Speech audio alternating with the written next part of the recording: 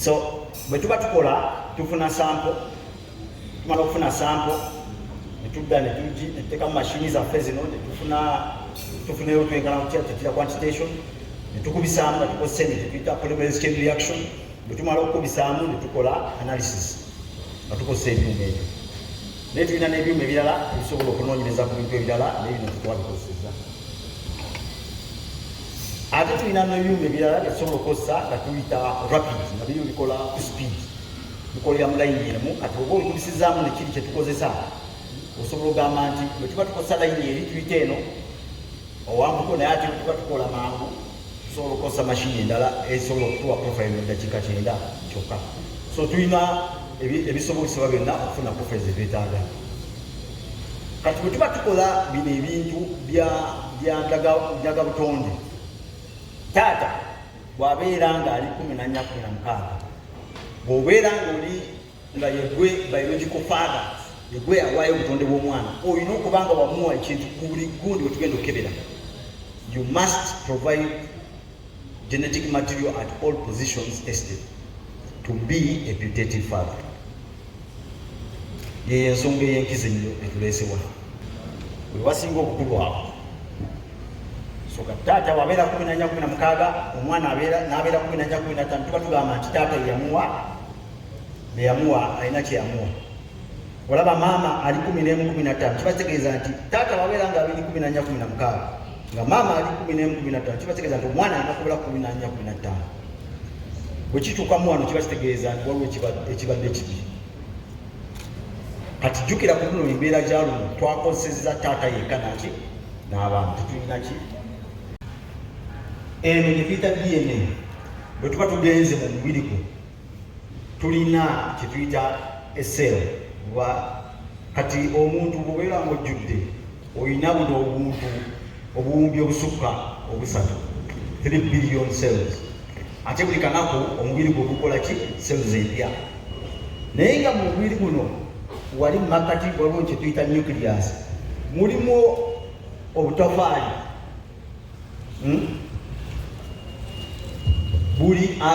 buli peya 23. Awo mu makkati awo buli peya 23. Naye bw'okwata peya emu n'ogirambulula ebeera mpanvu nnyo, mpanvu ddala nnyo. Naye tetukebera bonna, tetukebera buli wamu okulambulira buli tafaali. Waliwo tugenda ne tutemaatemamu ekyo mu lufuutifuuti kye tuyita short tandem repeat. So njagala mutegeere nti omubiri tugenda muli munda ne tusalawo ewasobola okutuwa information gye twetaaga kye tuyita short tandem repeat.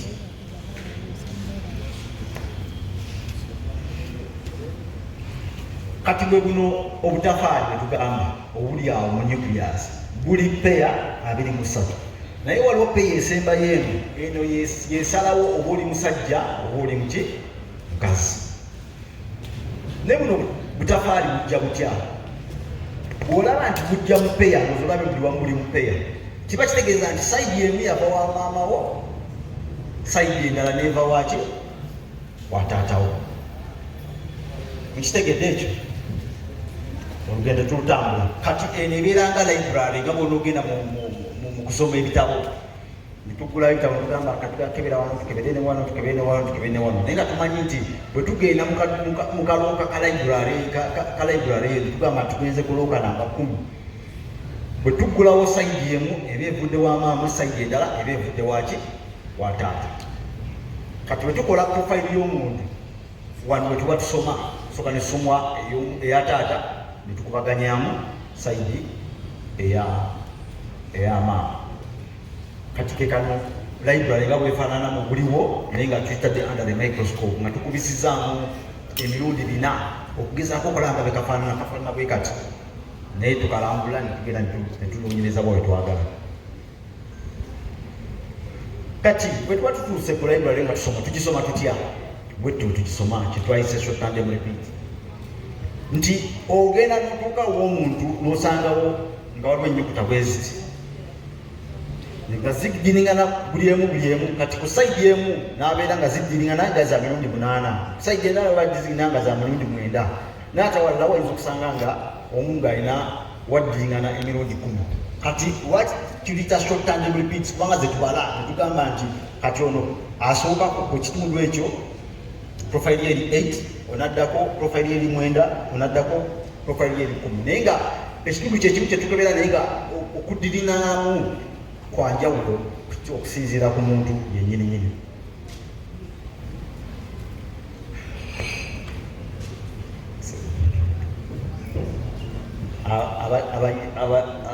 abakayingira be ba Government Analytical Laboratory era nsenkulu wa Government Analytical Laboratory ekikulu kefa eyakayingira wano.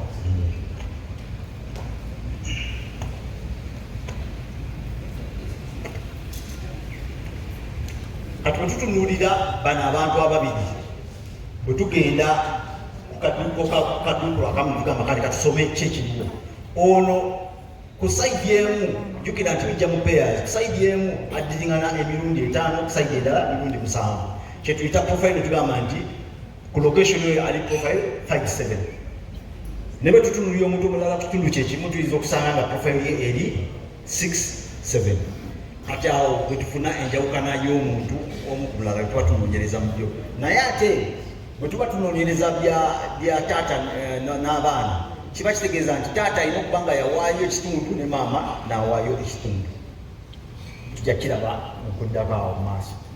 So kati bwe buno tulina ebintu bingi bye tunoonyereza kati mu nucleus muno tulina we tunoonyeza emirundi 23 n'okusukkawo naye ebiseera ebisinga tukola 2 n'okwambuka waggulu kale bwe tunoonyeza omwo ne tunoonya ne tulaba ki kyetufunamu. Naye nga neno ndaga butonde tulina ebirala gyetusobola obikozesa waliwo tunoonyereza nga tunoonyereza layini ya taata yokka gye tuyita Y chromosome tusobola okunoonyereza nga tunoonyereza ali ku Grosh TV bye basomesa byo obitegeera ekyo tuyita Y chromosome naye ate tusobola okunoonyereza nga tunoonyereza lunyiriri lw'abakyala kye tuyita mitochondrial DNA ebimu ku byagobereddwa tubikoze ku luno tukoze kiri nga bakola process ya DNA. So bwali ku Grosh TV subscribinga likinge bintu bijje sokosa bino ojene mu comment section oteekawo endowooza nga ku immigration n'eki kyetujiridde wano kyekituyita paternity testing oba kinship testing. So bwe tuba tukola bino tulina okutandika okufuna sample ne tujja extractinga ne tumanya ki kyetufunye ne tukubisaamu tusobole okunoonyereza ki kyetufunye. Bwe tuba tukubisizaamu tufuna eno profile gye mbadde ngamba nti kati bwetuuka ku kitundu ky'omuntu eno profile oli asobola okugamba nti awo nali 14-16 kiba kitegeeza nti awo twabadde tusomye obutafaali bwekubisaamu 14 ate kusayidde eri 16 kale sayansi awo ali makati mu bufuutifuuti siyinza kubigendamu kubanga biwanvuwamukko naye njagala kubalaga profile bwefaanana ng'evudde mu mashini. So bwe tuba tukola tufuna sample tumala okufuna sample netudda netuteeka mu mashini zaffe zino tufuneyo twenkana kutira quantitation netukubisaamu nga tukozesa ene tetuyita polymerase chain reaction. Bwe tumala okukubisaamu netukola analysis nga tukozesa ebyuma ebyo naye tulina n'ebyuma ebirala ebisobola okunoonyereza ku bintu ebirala naye bino tetwabikozesa. Ate tulina n'ebyuma ebirala byetusobola okukozesa nga tuyita rapid nga byo bikola ku speed bikolera mu layini emu kati oba olikubisizaamu nekiri kyetukozesa osobola ogamba nti bwe tuba tukozesa layini eri tuyita eno owambuko naye ate tuba tukola mangu tusobola okukozesa mashini endala esobola okutuwa profile eddakiika 9 kyokka. So tulina ebisobozesebwa byonna okufuna profile zetwetaaga. Kati bwe tuba tukola bino ebintu bya ndaga butonde taata bw'abeera ng'ali 14-16 bw'obeera ng'oli nga yegwe biological father yegwe awaayo obutonde bw'omwana olina okuba nga wamuwa ekintu ku buli gundi bwe tugenda okukebera. You must provide genetic material at all positions tested to be a putative father. Ye ensonga ey'enkizo ennyo etuleesebwa kulusenkuge simanyi oba ekyo okitegedde bwe wasinga obukulu awo. So taata wabeera 14-16 omwana n'abeera 14-15 tuba tugamba nti taata yamuwa beyamuwa alina kyeyamuwa. Olaba maama ali 11-15 kibategeeza nti taata wabeera nga 2-14-16 nga maama ali 11-15 kibategeeza nti omwana alina kubeera 14-15. Bwe kituukamu wano kibakitegeeza nti waliwo ekibadde kibi. Kati jjukira ku luno embeera gya luno twakozesezza taata yekka naki n'abaana tetulina ki kiba kitegeeza nti tuba tutunda butunuzi wano tugamba nti kale omwana abeera 14-15 nga taata alina kubeera 14. Naye kati omwana bw'akyukamu n'abeera nga tusanze nga ali 18-20 kiba kitegeeza nti taata talina kyeyakola ki kyeyamuwa tetugamba nti excluded at that point. Kati bwe tusanga ebintu bwe bityo nga tubikwatagana emirundi 3 tuba tugamba okusuka emirundi 3 tuba tugamba nti oyo tumugjeewo. Katulabe banga tukola ebintu 23 naye kati bwe tukola mu laabu kubanga tuba tugifunye eya taata yiino wano ne tufuna ey'omwana yiino wano. Okitege bwe tuba tukola tugamba nti taata ali 14-16 omwana 14-15 kiba kitegeeza nti kino kiba kikolasi kibagabanya. Ne bwe tutuuka ewantu tulaba nti bikwatagana tugamba nti excluded. Kati bwe kibeerawo emirundi egisukka 3 tuba tulina okukola ki okugamba nti tasobola kubeera nti yawaayo ki obutonde eri omwana. Naye bwe kiba nga kikwatagana buli wamu era kira buli wamu tuba tugamba nti oyo taata akwatagana n'olwo tukolamu ne computation endala. Kale ebyo ebisukulimye nnyo betuwaayo mu kooti era nga minisita bwagambye byetugenda okwanjula mu kooti saa 9. Naye kati olwaleero kuba wa samari biki ebivuddeyo gamba nti gundi ne gundi. Honorable Minister awo mbadde malidde.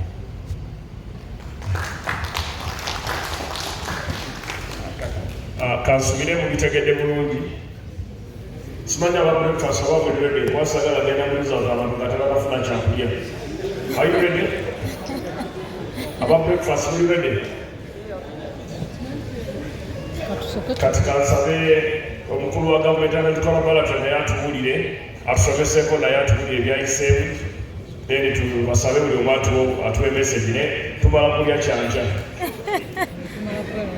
Tomala kulya balyoke batuwe zi results. Honorable Minister, oli ku Cross TV. B'effamire y'omugenzi Kafeero ne abannange abawamwe Forensic Science Department Directorate Mwamubiru nze bannange oluganda lwange lutono ndi mudokolo. Amanya gange nze Kefa Kukyana Katewu, nkola ne Directorate of Government National Collaborators mu Wandegeya era nze n'omu ku bakugu bannaffe akulira DNA mukyala Diana. Sigenda kukyusaamu ku bintu Mwamubiru byagambye.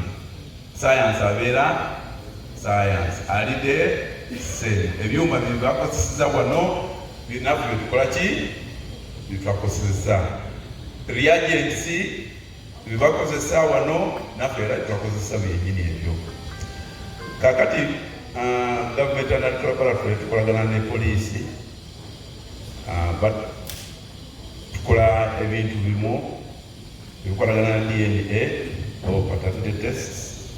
Tubadde tukola nnyo ku bintu bino okumala akaseera era tutaasizza abantu bangi amaka mangi. Kakati omunnange Mwamubiru Andrew abagambye byonna ebyekolagana ne science sigenda kuddamu nnyo mu bya science naye ekikulu twagala ab'enju y'omugenzi Paulo Kafeero ne mikwano gya Paulo Kafeero ndabawo twali nga tusoma nga ndaba tugende eyo mu theatre eyo ndabayo batuvale mwebale nnyo okubeera mikwano gya Paulo Kafeero mbalaba mwebale nnyo okubeera mu famire ya Paulo Kafeero.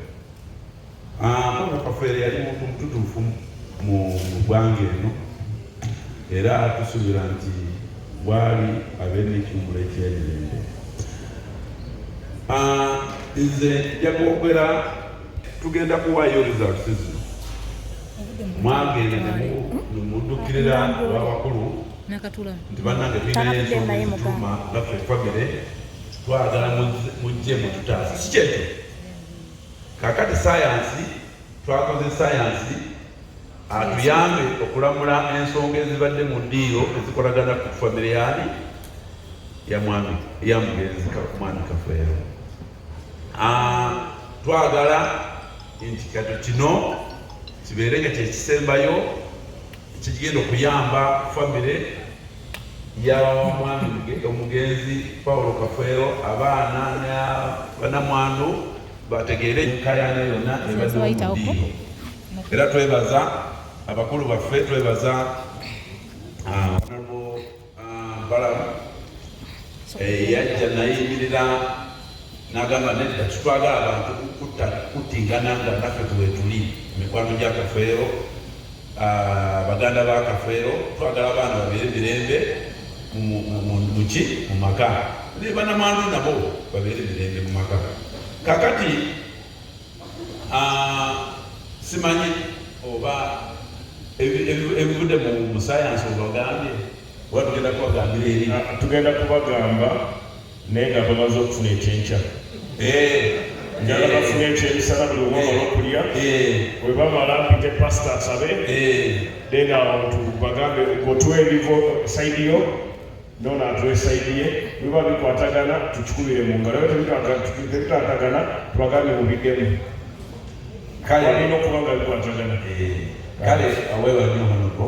Kakati ebyo tugenda akaseera kagenda kutuuka mumanye ebivudde mu kukola DNA gyetwakoze, era tusaba nti webeeranga nga waliyo obutawangufu mu maka muddukire abawumiyiza n'ab'ekika nabo. Ab'ekika bakola nnyo nno, era nze nsiima nnyo muno mu Buganda, mujjajjange yakula mu Buganda, nsiima nnyo. The clan system is very strong and it keeps the family strong. Kakati ingawa wagambye mbadde njagala simanyi oyinayo kyoyogera katono naye nga tumaze okufuna ekyokulya tujja kulaba ebigenda mu maaso. Mwebale ddala for God and my country.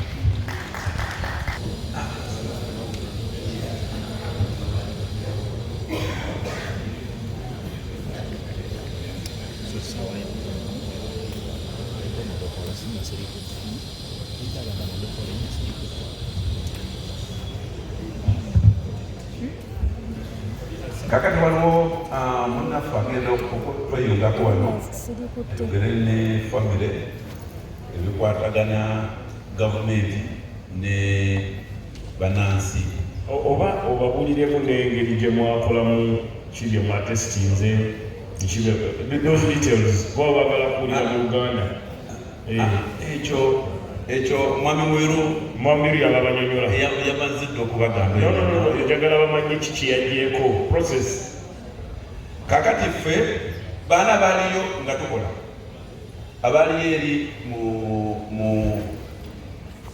ku laboratory baliwa, abaliyo abaana bonna abaliyo twabajjako ki